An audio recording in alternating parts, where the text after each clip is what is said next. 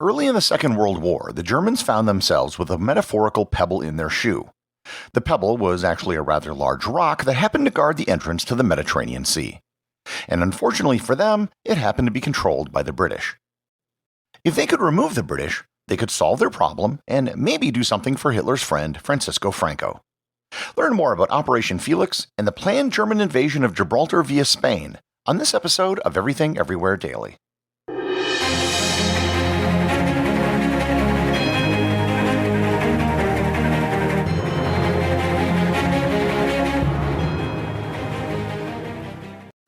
This episode is sponsored by Ka'Chava. Hey everyone, I wanted to tell you about Ka'Chava, my all-in-one daily super blend. If you're worried that you aren't getting all the nutrients you need or struggling to stay on top of your health, then listen up because Ka'Chava has you covered. Ka'Chava puts everything in your body in one glass, so you can have it all. All the superfoods, all the vitamins, all the omegas, all the adaptogens, all the greens, all the protein, all the benefits. For your gut, your skin, your hair, your brain, your muscles, your heart, everything. No more compromise, no more guilt, and no other nutrition shake does all of this. They traveled to the ends of the earth to source everything and then crushed it up. Ka'Chava is a powder. You take 2 scoops of it and just add water and blend it up, and it tastes incredible. They have 5 delicious flavors: vanilla, coconut acai, chai, matcha, and my favorite, chocolate. I can drink 1 glass of Ka'Chava a day, and it'll keep me full for hours. Trying to manage all the supplements and ingredients you should be taking can be overwhelming and expensive. But now, Ka'Chava makes clean, organic, superfood nutrition accessible to everyone. So, you gotta try Ka'Chava for yourself. Ka'Chava is offering 10% off for a limited time. Go to kachava.com/everywhere, spelled Kachava, and get 10% off your first order. That's kachava.com/everywhere.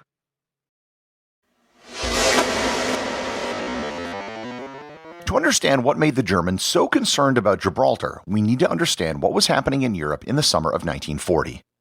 Germany had invaded France in May, and to their own surprise, they conquered all of France before the end of June. The speed at which they were able to defeat the French army, an army that many people considered to be on a par with Germany, astonished the entire world. The British Expeditionary Force in continental Europe narrowly avoided a calamity when they were encircled in Dunkirk, France. It was only through a remarkable evacuation of over 330,000 soldiers on civilian boats that disaster was averted. Early in July, Germany began the Battle of Britain, which was the first major battle ever fought solely by aircraft. Basically, Germany was on a roll and Britain was on the ropes. In June, while the invasion of France was underway, Italy declared war in North Africa, which began the Axis Mediterranean theater of the war. Germany had plans to control the entire Mediterranean, as was evidenced by their invasion of the Greek mainland, Crete, and North Africa in 1941. However, if they were to control the Mediterranean, they needed to keep the British out. The British held Malta, which Churchill called an unsinkable aircraft carrier. The German Field Marshal Erwin Rommel realized that they could never really hold on to North Africa so long as the British held Malta. The British also controlled Cyprus in the eastern Mediterranean, which could also be used to strike at German positions at some point in the future. To top it off, the British also controlled the Suez Canal, which controlled Mediterranean shipping to Asia. However, for the British to retain control of any of these vital choke points, they needed access to the Mediterranean. And likewise, if the Germans were to control the Mediterranean, they needed to be able to sail their ships there.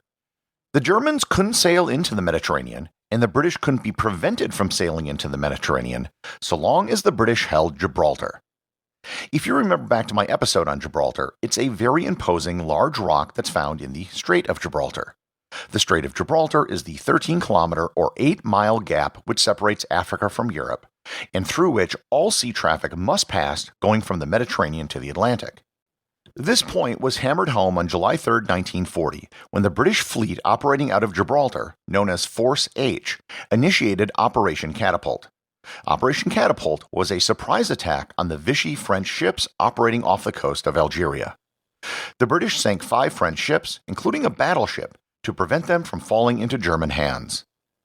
So if the Germans could remove the British from Gibraltar, it would radically change the strategic landscape of the Mediterranean theater of the war. And I should note that it wasn't necessary for the Germans to control Gibraltar, although that might have been nice. The primary concern was that the British didn't.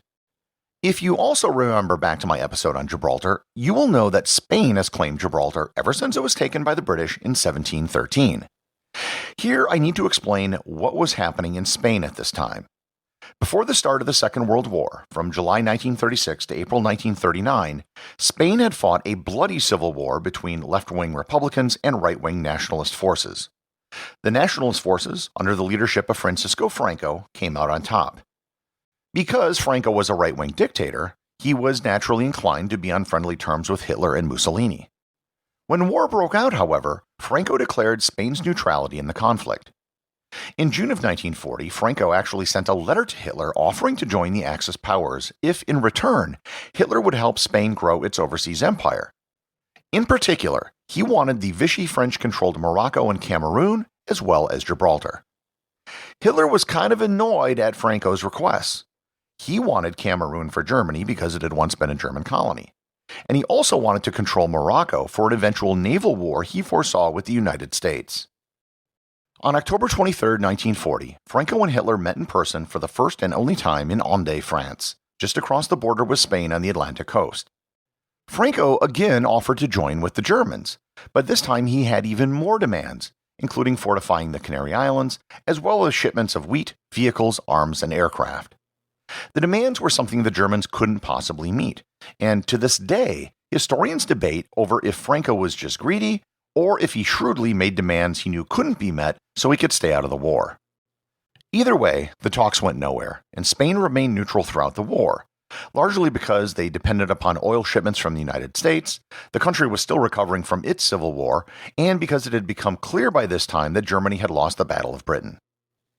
But regardless if Spain had become a full-blown ally of Germany, there was still the issue of Gibraltar. Even before the Andé summit, the Germans had started putting together a plan for Gibraltar that they called Operation Felix. Operation Felix was initially just part of Operation Sea Lion, which was the plan for the invasion of Britain, on which I have previously done an episode.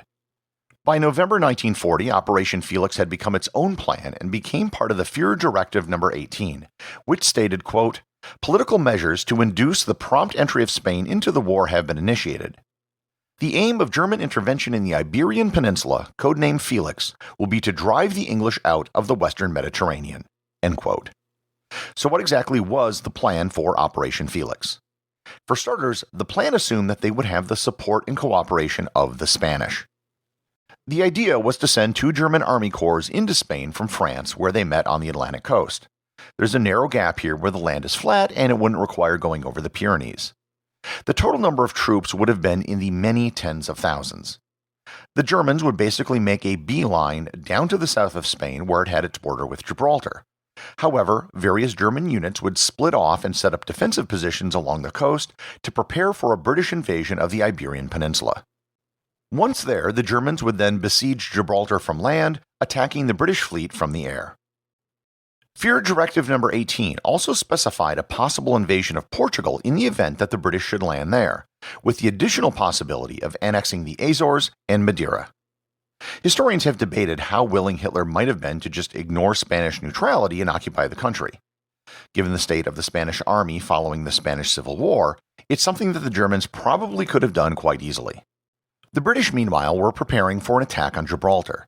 Gibraltar was turned into a fortress. Miles of tunnel were carved in the limestone which made up the Rock of Gibraltar, creating an underground city complete with a hospital, movie theater, and barracks.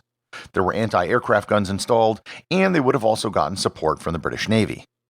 British intelligence was also on high alert for any attack. A British intelligence officer by the name of Ian Fleming was sent to Gibraltar to help set up Operation GoldenEye. GoldenEye was to monitor Spanish activity, and in the event of Spanish-German collusion, they would undertake sabotage operations in Spain. And just in case you don't know, Ian Fleming was the author of the James Bond books, and GoldenEye was later used as the name of a James Bond film.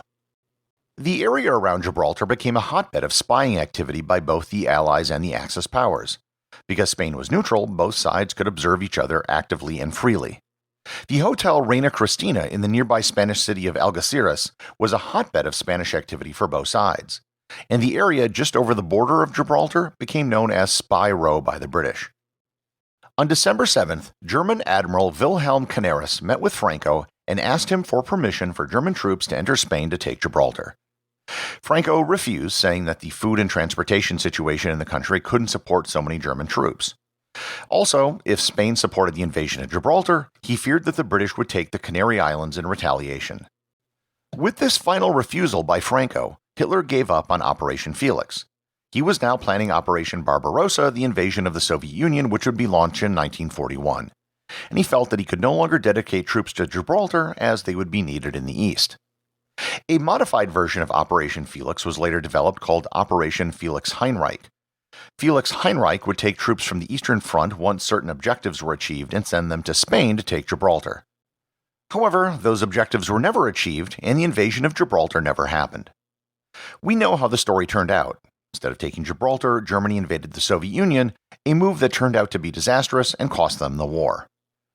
But what might have happened if Germany had taken Gibraltar? If Germany had taken Gibraltar, it would have cut the British off from the Suez Canal. To reach Australia or India, or even sending supplies and reinforcements to the Mediterranean, would have meant sailing around Africa. The British might have been unable to support their forces in North Africa, which would have prevented the Allied invasion of Sicily. Malta, Cyprus, and potentially much of the Middle East would have wound up in German hands, along with their oil resources. It would have been a completely different war. The question of what might have happened had Germany invaded Gibraltar wasn't just a question for historians. It was a question that the German High Command was asking themselves at the end of the war.